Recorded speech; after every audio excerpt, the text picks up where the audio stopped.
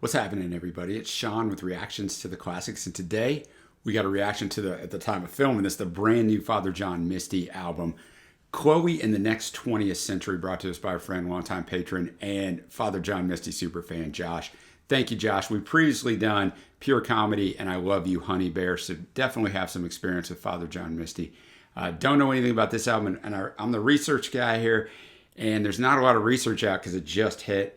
Father John Misty's not doing interviews anymore, but I was able to pull a few things that he said in a little soundbite, and he did a concert to promote this album, so I was able to pull some stuff from that as well. So let's jump into the research a little bit.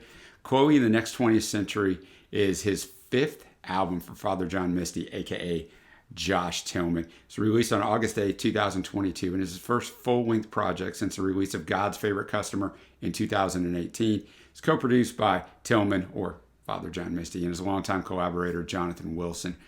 It draws sonic inspiration from big band, jazz standards, and traditional pop. It's been compared to Randy Newman's Sail Away from 1972 and the epic Harry Nilsson's A Little Touch of Schmilson in the Night from 1973. The album is distinguished by its cinematic quality, with Mojo magazine calling it, quote, a Hollywood album moving from the 30s through to the 60s and melding those influences to create an imagined version of the past. I know that there's strings on this, 11-piece orchestra, so you got a lot of things going on here.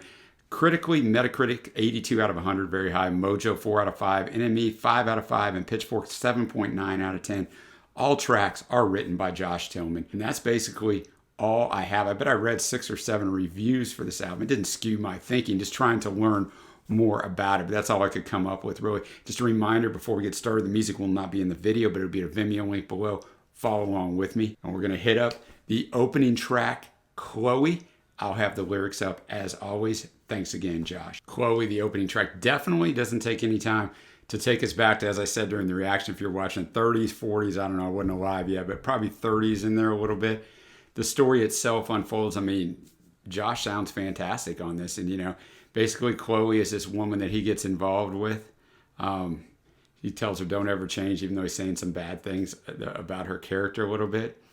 And some things she might have done to her old boyfriend, but he doesn't care. Doesn't lose your grip on me a bit. She and I were inseparable till Ma called my East Coast uncle to ascertain the welfare of her son. Howard said, Mary, you better come. Chloe, her name is Chloe, and he's talking awful strange, but the more they abhor you, the more I adore you. I wouldn't, but I can't. I would, but I can't. My heart don't stand a chance of even a glance. Her soul is a pitch black expanse. Summer ended on the balcony. She put on Flight of the Valkyries at her 31st birthday to go leap into the autumn leaves. There might be, some people on Genius that I use for lyrics are saying there's a little throw out to like not honoring them, but there's some Nazi stuff that comes into here at different times, and that might be a little reference to that, but who really knows? And since Josh isn't talking much, he will talk about a couple of these songs in a little bit here. I don't want to really put that on it. So now we go to a song that a lot of people like on this album, Goodbye, Mr. Blue.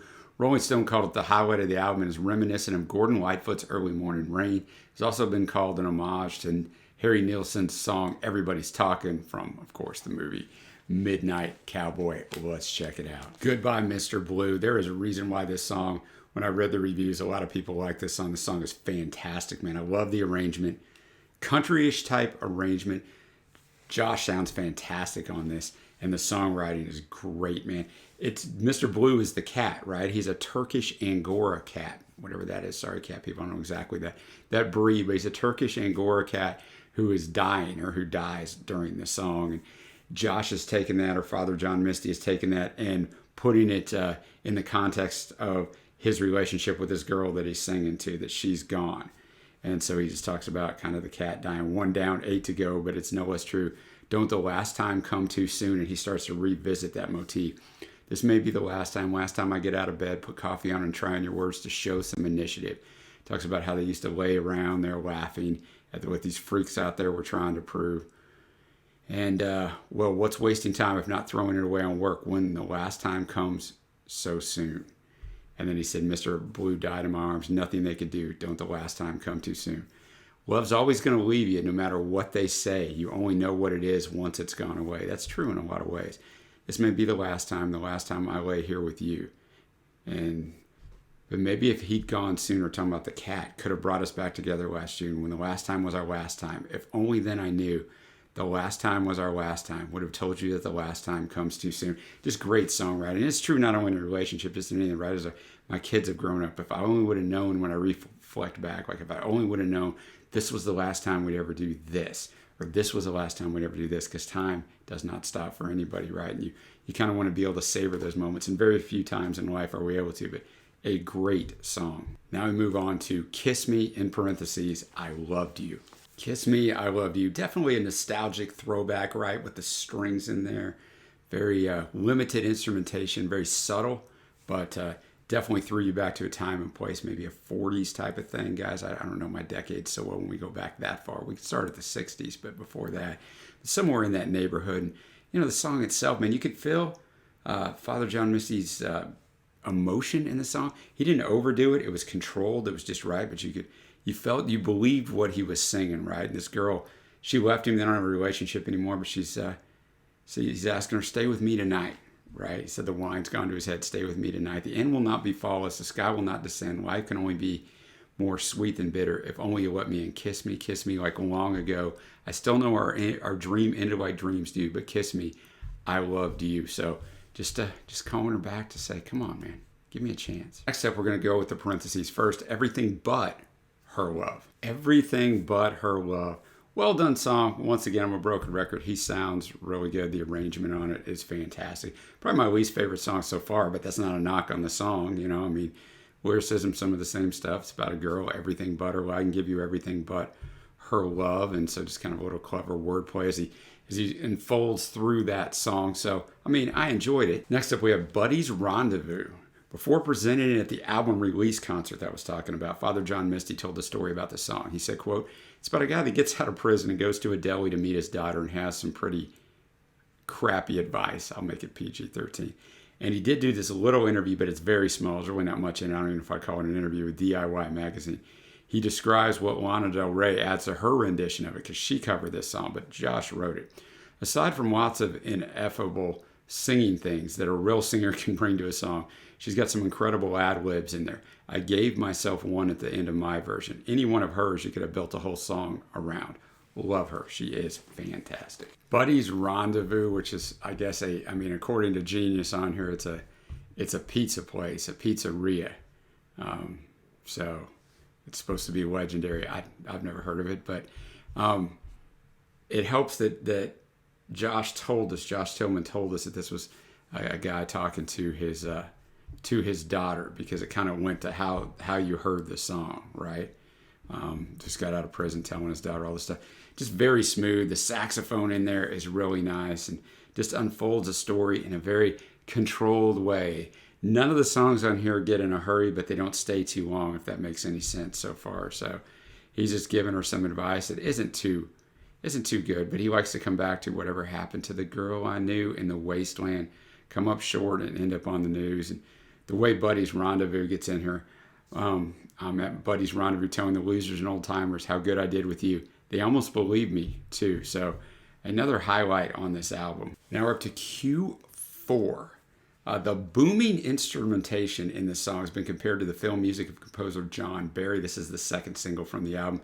Paste Magazine said it is capturing the entire rise and fall of fictional character Simone Caldwell in a quick 5-minute snapshot. And Father John Misty also commented on this one in that album release concert.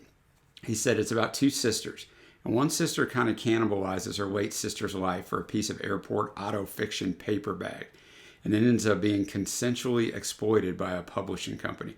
And this happy little tune is inspired by billboards in Hollywood. They're everywhere for things that look just miserably unfunny. They all say deeply funny, and I just couldn't get that deeply funny thing out of my head. And I don't know what the distinction is between funny and deeply funny, but I think every time you see deeply funny, it's probably a first-hand account of extreme human misery. Q4, what an arrangement. Also, the drumming and percussion were fantastic on this. Once again, Josh sounds great on this. Just a nice little story. Q4 is just meaning quarter four, right? The year's divided up into 4 quarters economically. So Q4 is October to December, and that's what this book was for, is for Q4. Simone writes a little of much consequence unless the theater's how you pay the rent. And she talks about all this, and she must watch roses grow thrown less, oh, the indignity. And then, of course, it was just the thing for their Q4, the publishing house's Q4. Deeply funny was the rave refrain. It was just the thing for their Q4. It'll be on stands before the holidays.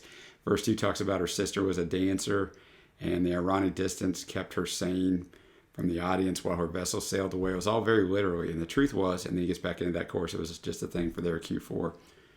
And at the very end of the course, he just goes over and over, but it said it would be on the stands before the holidays. The film adaptation was a total mess till she was outed for her privilege. Can't see her brother now unsupervised. Her family switched care right when she inquired. But this one was, it's going to be up there in the contention for my faves. Now, already up to the 7th song, Olvidado Otro Momento. In parentheses, I'm sure my Spanish is not great there, but if you watch this channel all the time, you already know that. Another nice song, very well arranged. Instrumentation on this whole album is just so lush. And the chorus, which is Spanish, which it says it's the first time Father John Misty's used Spanish in a song. I don't know that for sure, guys. It's just something I read, so you fans will know better than I will. But what he's saying in that chorus is, forget it, another moment, forget it, the destiny decides. Then in verse 2, he says, you're listening so intently as I go on and on. My flight's leaving at 7 a.m. Then he has another Spanish line in there, which I'll spare you from butchering, but it says, the night is almost gone. And then he goes back into that chorus. And then the outro, all I want to say is words have failed me many times before, but never so completely as with you. He can't tell her, he can't convey how he really feels. And I don't know if any of you have ever been in that position, but it is a frustrating thing where the other person just doesn't. You just can't get it through to them. Now we're up to the first single from the album, Funny Girl. I actually reacted to this song for Josh when it came out. So I know the song sort of, right? As in I reacted to it. I listened to it one time and then I moved on. I remember I think I liked it. It's just that, I have intentions sometimes of revisiting stuff that we react to or review, but oftentimes that's just never the case because time is a ticket and there's the next one to get to. So I've heard it once. Funny Girl. Josh is basically singing to this girl that I think doesn't know him at all, is what it appears. Because it says in verse 2, could you pencil in an industry outsider? Yeah, you're young, but baby, you're not getting younger, funny girl. So he's just talking about how he admires this star, right? This movie star. For once your timing wasn't great, I must have missed you by a day, but baby, things have turned out pretty good this way. And I don't think either of us yearns to share the stage. So they've never even met. I don't think. Funny girl, you seem pretty indifferent. But you knocked me out when you charmed the pants off Letterman, whose production company was called Worldwide Pants, so what a play on words. Oh, I wished you'd flash that manic smile in my direction and let me lead you to your seat like we were old friends. Funny Girl, very controlled singing for Josh here, like just a really good job. I probably don't like it as well as I liked it when I did the reaction to it, because now I've heard the rest of this album where it fits in it. It fits very well in it, but all these other songs are so good as well. We got 3 songs left. We're up to Only a Fool. Only a Fool, a little bit in vain of the songs, maybe Kiss Me, I Loved You and Everything But Her Love, kind of musical style-wise, except for there was a fiddle on this song, which you wouldn't expect. We've had every instrument, we've got a lot of different instruments. I shouldn't say every instrument on this song. We had a lot of different instruments. Even had a vibraphone on 4 of these previous tracks. So we had all kinds of stuff. And basically, I don't know if he got with this girl and she broke his heart, or he wished he would have taken the chance with her and stayed. Because of that last verse, life can be cruel now and then, but I couldn't fathom way back when how I'd long to have you break my heart time and again. Only a fool would understand. So maybe he stayed with her and she's hurt him, or maybe she broke his heart once and he left. Or maybe he never even allowed that to happen and he harkens back. But a nice tune. We got 2 tunes left. We're up to We Could Be Strangers. We Could Be Strangers. Sticking with the instrumentation theme I have on some of these songs. The bassoon on here, right? You never know what you're going to get with Father John Misty. This song appears like it's just like this didn't work out, right? We could be strangers. Verse 1, she says the odds are against him. She won't break his heart. He says, you'll lose the one sooner or later, just being who you are. And then the pre-chorus, this conversation's at an impasse. Maybe the future will look brighter undressed. And then the chorus, we could be strangers for one night longer. Save the trysts and tumors for tomorrow. Because no one's really better off. No one's really better off alone. You're like, okay, man, so is this going to work out? It's probably not going to work out. Between verse 2, oh, it doesn't work out, but for a different reason. She says, no point speeding back to your place. I've got no other plans. As they lay there bleeding on the freeway, he takes her by the hand. So they got in a car accident. And he says, I never want to disappoint you. At least I'll never even get the chance to. So they're just laying there dying on the highway. And then he goes out with that chorus again, we could be strangers for one night longer. So an interesting song, really good songwriting. I like the little twist in the middle of it. And now we're up to the final song. You see it below, the next 20th century. So the way you went, Chloe was our first song, and this is the next 20th century, our last song. So that's how we named the album, just Chloe and the next 20th century. This is the longest song on here, almost 7 minutes long. The next 20th century. A good song, an odd song a little bit to be on here, to be the finishing track or to really be on this album at all. It seems to fit way more on 2017's Pure Comedy to me than it does on this album, because here he is commentating on what happened last century and how basically this century doesn't seem any different. He's not lying.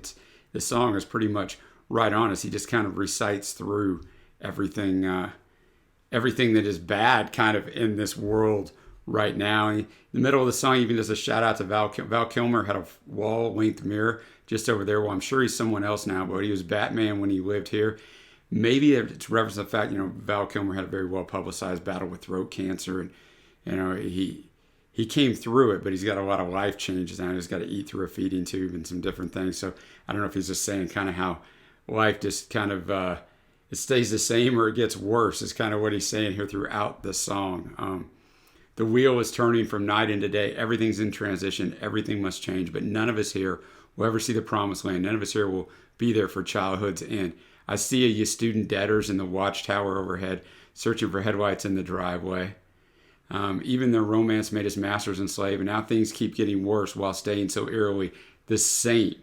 So I don't know about you, but I'll take the love songs and give you the future in exchange, because the love songs have always been around. They kind of persist throughout no matter what else is going on in the world. So a good song, like I said, just a little bit odd for me to have on this album because of the content, but yeah, it works. Now we'll get to my favorite tracks.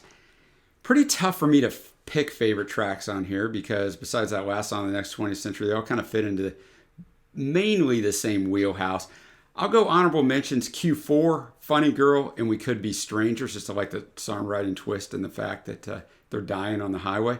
Faves are going to be Goodbye Mr. Blue, my favorite song on here, and Buddy's Rendezvous. I think I've preferred the first half of the album to the second half a little bit, which segues me into my overall score. Look, I can be hot and cold on my man, Father John Misty at times. I always recognize his musical talent and skill and his songwriting skill. He's a really smart guy, and sometimes he wants to remind you that maybe a little bit too much and borders on being pretentious a little bit. He didn't get into that on this album at all. Just a fantastic musician, great songwriting, great vocal performance. The arrangements were top notch. First listen to this album, I'm being at 8.25. I have a feeling that'll go up. I will actually give this further spins. I never usually do that on albums, or very rarely do, because I just don't have the time. But I would like to do that on this one. So Josh, great selection here. Like I said, when I'm filming this just came out yesterday. I'm going to try to get this up pretty quickly. But let me know what you guys think of this album. Any other suggestions you have for me with Father John Misty or anyone else. Thanks to Josh and all the patrons who make this thing go. If you'd like to support us in any way, we greatly appreciate it. Check out the Patreon link below, the Patreon link on the end screen. Until next time, guys, I will see you.